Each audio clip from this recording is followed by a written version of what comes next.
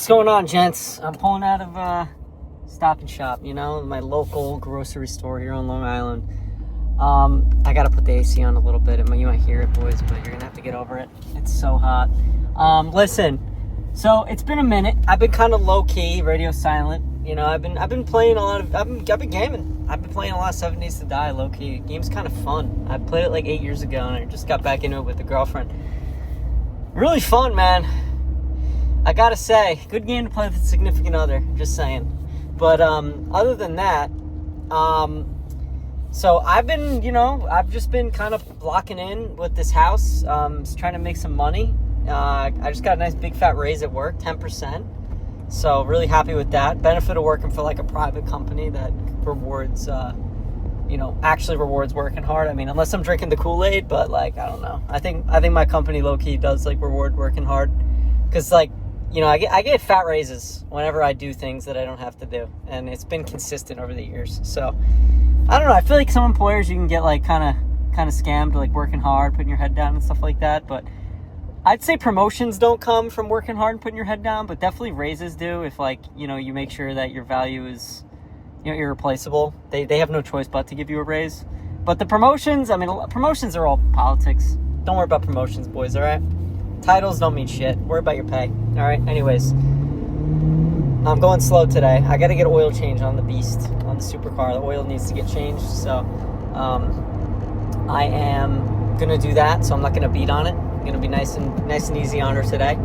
But anyways, I'm stalling. As for stocks, played Force Wipe on Rust, disaster, but it was 4th of July, so I didn't really play after that. So anyways, back to stocks. I'm still a firm believer of the rotation. I think semis, I think memory especially is going to come down. Semis, I think, is going to be plus or minus 20% a year from now. I don't know. Part of me thinks that the run on semis is kind of, it's going to cool off. I don't think semis are going to crash. I just think semis are going to kind of chill out here for a little bit. But I think memory is going to come down quite a bit. I think memory is going to significantly correct. Because a couple things to note, like Micron, SanDisk, SK Hynix, Samsung, all those guys. The main thing I'm skeptical about is the revenue growth is projected to slow significantly, and that's by the companies. So, again, we are low PEs right now, but also you got to remember 2028 revenue growth is set to be slim to none, and 2029 is actually going to be flat. So, and that's projected by these companies. So yeah, 2026 and 7, you're going to see record growth. You're not seeing that in 28, 29. And honestly, I'd say that's pretty not conservative either by the memory companies, because I'm a big proponent of that AMD, NVIDIA, Broadcom, Intel, TSM, all these big chip manufacturers, fabless and, with fabs and fabless. They're going to find ways to replace the memory. They're either technology breakthroughs, either Chinese memory. I don't know how they'll do it, but I think they're going to figure it out, because if you've ever looked into what it takes to make a chip, either a GPU or a CPU, what percentage of the cost is memory? It used to be 1% of the cost, 2 years ago. Now it's 30. It's insane. Micron and SanDisk, they're not making record profits because of more customers and more demand. They're making record profits because of increasing price.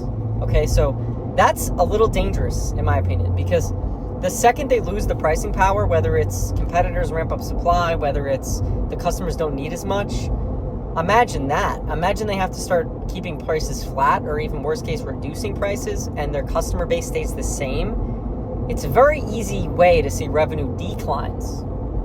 So, I'm just a little skeptical of these memory chip names. I really am. I think semis are going to be a commodity eventually, but I don't think they are now. Commodity meaning memory's commodities everyone can make it in a way, right? There's no real technological thing with memory. It's just you make a plant, right? You make a giant DRAM plant, HBM, whatever the hell kind of memory they want to make, and you just do shit, and you just make the memory and you just ship it. It's not that complicated. Whereas with semis, it's very complicated. You got lithography, you got so many weird fucking things that make no sense, where they somehow figured out how to zap light onto pieces of silicon and reflect it on ultra flat glass and get patterns on rocks that end up being CPUs and GPUs. It makes zero sense.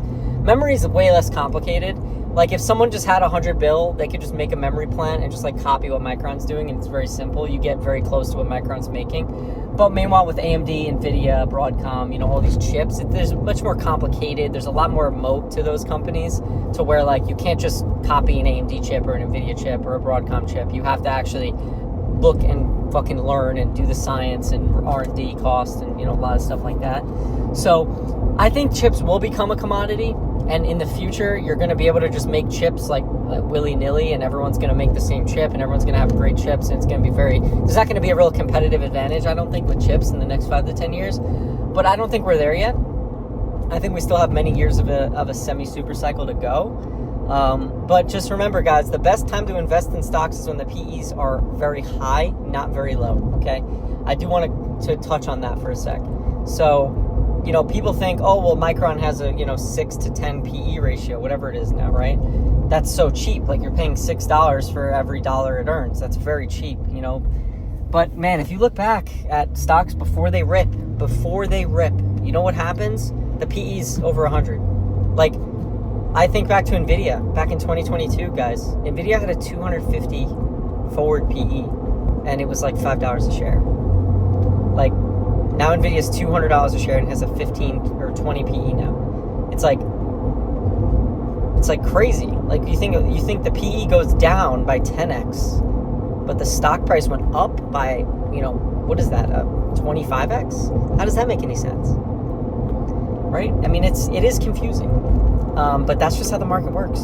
The markets, they like to buy stocks. They like to reward people that buy stocks when the peak fear is there, and that's what they reward. And when prices are really, really low and PEs really, really high, that's a telltale sign that, if the stock pulls through, and it pulls through in a big way, depending on revenue multiples and, the PEG ratio and all that. There's a lot more to it, obviously, but to really oversimplify it, right? Like, it's very dangerous to buy a growth company at a very low PE ratio. It's very dangerous. The best time to buy a really high growth company is at a very high PE ratio. It's very not correlated to what you typically believe with a stock, because again, like a Nike, you don't want to buy Nike at a high PE ratio because Nike's not a growth company. You don't want to buy like there's certain stocks like a Celsius necessarily is kind of like a growth, but it's also consumer cyclical. Same with ELF, like Procter & Gamble, right? Estee Lauder, like those are stocks, like you buy them because of earnings, like right then and there. You buy them because of the TTM. You buy them, like, you don't buy them because of the next 5 to 10 years of growth, right? That's not why you buy that stock. You buy an AMD, you buy an NVIDIA for the growth. You don't buy NVIDIA. You're not buying NVIDIA because of what it made the past year, right? So you're not buying NVIDIA what it's going to make next year. You're buying NVIDIA for the next 5 years. So, like, that's all priced in. Like, you got to think about why you're truly buying a stock, and that's why everyone else is buying it too. In terms of, like, time horizon, right? Like, people are not buying Nike for 30 years out, okay? I'm sorry, but they're just not. Like, people are not buying AMD unless they're stupid, they're not buying AMD for the next 2 months. They're buying AMD for the next, 10 years. Like, and that's all correlated in the PE in a way. So, I hope I'm not getting too complicated here, but the moral of the story is growth stock at a really low PE is dangerous. Growth stock at a really high PE with a very low PEG ratio, very high PEG ratio is good. So think back to NVIDIA 2022. If you ever want to blow your mind, look at PE ratio NVIDIA graph and look at where NVIDIA was when the PE was over 200. It was literally crashed. It was full crashed. And people back then, think back, right? People are like, oh my God, Peter Lynch, these people, the PE's 200, like, it's so overvalued. NVIDIA's overvalued. It's going from $8 to $3. Then I'll buy it. But it's like, that's just not how it works with these growth companies. Like Palantir, right? When Palantir was $10 a share, I mean, my God, I think it was negative, the PE ratio. Like, or the forward, like, it was so bad. Like, the company was burning money. It was all stock-based comp. It wasn't giving any money back to shareholders. It was a shit show, and the PE ratio was awful. And you still buy it, and the stock was in the gutter. But now I'm telling you, Palantir 5 years from now is going to be like a 10 to 20 to 30 PE ratio, and it's going to be the worst buy ever. It's going to be probably $1,000 a share, and it's going to have such a low PE ratio, and people are going to be like, oh my God, Palantir, this is the time. And like, I'm going to think back to the Micron, and I'm going to look back and be like, I knew it. So if you're ever bored, look back at past really good buys, look back at the semis, Look back at AMD in 2021, AMD 2022. Like, look back.